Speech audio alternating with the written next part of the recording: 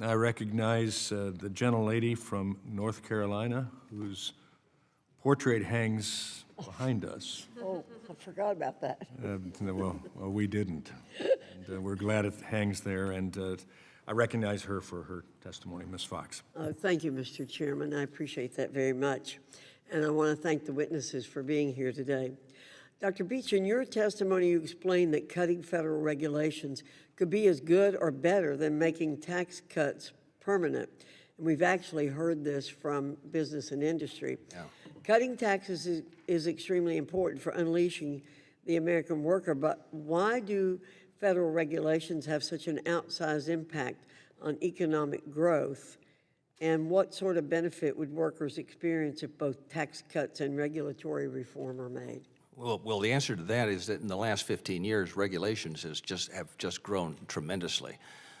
All the data shows a massive increase. These regulations are primarily in the financial sector. They're in areas affecting investment, in manufacturing, and in transportation. And they're not necessarily in the safety and health areas. They're in the compliance of this and that and so forth and so on. These all need to be reviewed. So when you reduce the regulatory burden, when it's that high, the effect is very large. Now, why is it larger than making the Tax Cuts and Jobs Act permanent? Well, you're just avoiding a tax increase here. So you're telling businesses, well, your taxes are not going to go up. Individuals, your taxes are not going to go up. And you may want to do a few things, overtime and, tax for tips and that sort of thing. That may be possible. But right now, the opportunity is on the regulatory side in terms of growth. Thank you very much. In your capacity at the Bureau of Labor Statistics, were you able to determine why the growth of public service sector jobs accounts for such a large portion of the current job growth? We saw a lot of increase in state and local education, in state higher education during the period 2021, 2022. There was growth in the federal workforce. There's no question about that. Even though it was, as my colleague says, a 2% of all payroll employment, that's still it's a pretty good percentage.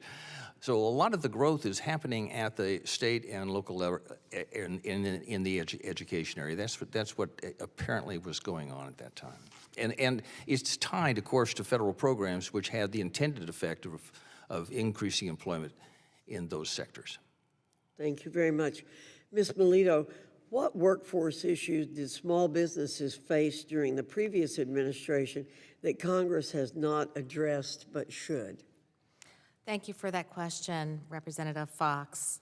So we are very hopeful that Congress will take action on something with the heat standard, and this was discussed earlier, legislation that would prohibit OSHA from ever touching a heat standard again. Again, that I want to correct something. I did not say that it was not a heat hazard is a health hazard, but it's not an occupational hazard. It's not an issue for OSHA to address there. So legislation that would prevent OSHA from passing a standard on that would be very important.